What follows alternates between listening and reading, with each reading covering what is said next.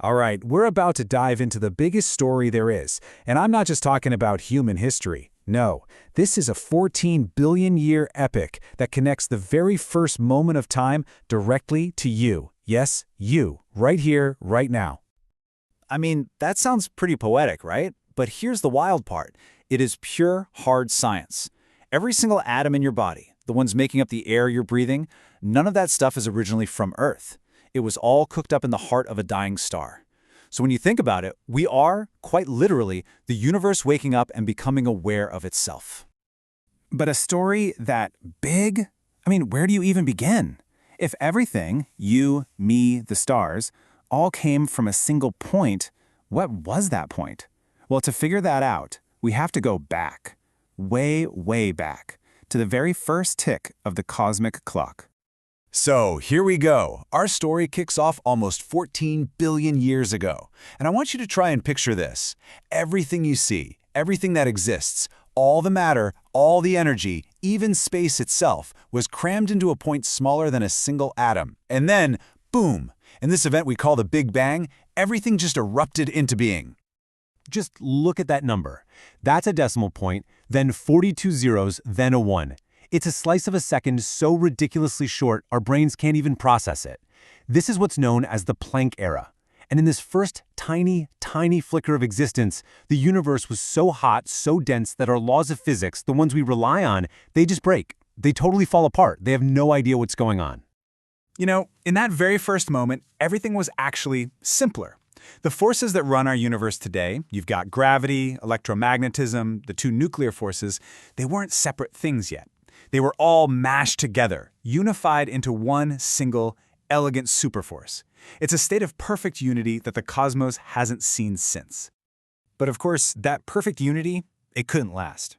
As the brand new universe exploded outwards and started to cool down, that superforce began to fracture. It's like it froze and shattered.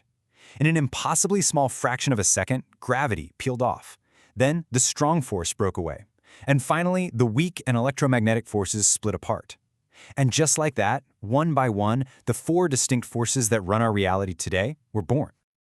Okay, so the fundamental forces are in place. The stage is basically set for the universe to start creating, well, stuff. But for you and me to be here, for literally anything to exist at all, a really, really crucial battle had to be won first. So imagine the early universe is just this giant furnace of pure energy. And in that furnace, something that feels like magic was happening. Energy was turning into mass, just like Einstein's famous equation E equals mc squared said it could. But here's the catch. It wasn't just creating one thing, it was creating pairs. For every particle of matter that popped into existence, an identical but opposite twin, an antiparticle of antimatter, popped into existence right along with it. Yeah, but there was a huge problem. Whenever a matter particle bumped into its antimatter twin, poof, they'd instantly annihilate each other, just vanishing in a flash of energy. Now, if the amounts were perfectly equal, the universe would have just canceled itself out and ended up completely empty. But they weren't equal. For some reason, a reason we still don't fully get, there was a tiny, tiny glitch in creation. For every billion antimatter particles, the universe made 1,000,001 matter particles. And that tiny little imbalance, that 1 in a billion leftover, that is everything. It's the only reason anything exists. After all that annihilation was over, this tiny surplus of matter was all that was left. And that's the raw material for every galaxy, every star, every planet. Without that little cosmic rounding error, the universe would just be a dark, empty void. All right, so we've got matter. We exist. But at this point, it's really just a hot, dense soup of loose particles floating around. For the universe to actually start building things, it needed to cool down. A lot. And this next phase, it took a few 100,000 years. So, how do you build an atom from scratch? Well, the universe did it in a few key steps. First, as things cooled down, these tiny building blocks called quarks started to clump together, forming protons and neutrons. Then, those formed the cores, the nuclei of the very first elements. But get this, for 380,000 years, the whole cosmos was just a glowing, opaque fog. You couldn't see through it. Then, finally, a critical moment. The universe cooled down just enough for electrons to grab onto those nuclei, forming the first stable atoms. And in that instant, photons, light, were set free. For the very first time, the universe became transparent. Okay, so now you have matter and you have light, and they're going their separate ways. This kicks off a new, much longer era. And for the next billion years or so, there's a new main character on the scene: gravity. Just patiently, relentlessly pulling all that leftover hydrogen and helium together. You could say gravity became the grand architect of the cosmos. It took these massive clouds of gas and sculpted them into the very first galaxies and stars. And these stars, they weren't just pretty lights in the dark. Oh no, they were cosmic factories. In their fiery hearts, under incredible pressure, they started forging heavier elements: carbon, oxygen, iron, and when the biggest of these stars died in these huge, spectacular explosions, they scattered all those new heavy elements across space, seeding the universe with the building blocks for new worlds and for new life. And this is where the story, as big and cosmic as it is, suddenly becomes deeply personal. Because all that stardust, all that stuff forged in stars, it didn't just float away forever. It came together to write our chapter of the story. See, our own origin story starts in one of those clouds of gas and dust, a cloud that was full of the recycled ashes of long-dead stars.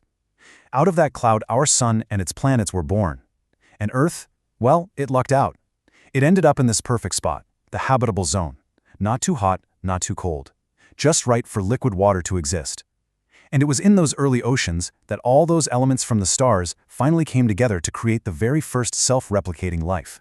And this is maybe the most incredible part of this whole story. The calcium that's in your bones, the iron in your blood, the carbon in your DNA, none of it was made here on this planet. Every single atom that makes you, was forged in the super hot core of a star that died billions of years ago. Think about that. We aren't just living on the Earth. We are the Earth. We're literally made of recycled stardust. And really, that's the ultimate connection, isn't it? The universe isn't just some far-off thing we look at through telescopes. We are an active part of it. We're an expression of it. We are a part of its 14-billion-year-old story, a direct result of cosmic evolution, fundamentally connected to the life and death of the stars. So, this entire journey brings us right to the very edge of what we know, and it leaves us with the biggest question of all. Science has given us this absolutely incredible story of what happened, but it always leads back to these deep, philosophical questions about the why. Was there a time before time? What was going on before the Big Bang? It just goes to show that for everything we've figured out, there's still so much we don't know. The greatest story ever told? Well, it's far from over.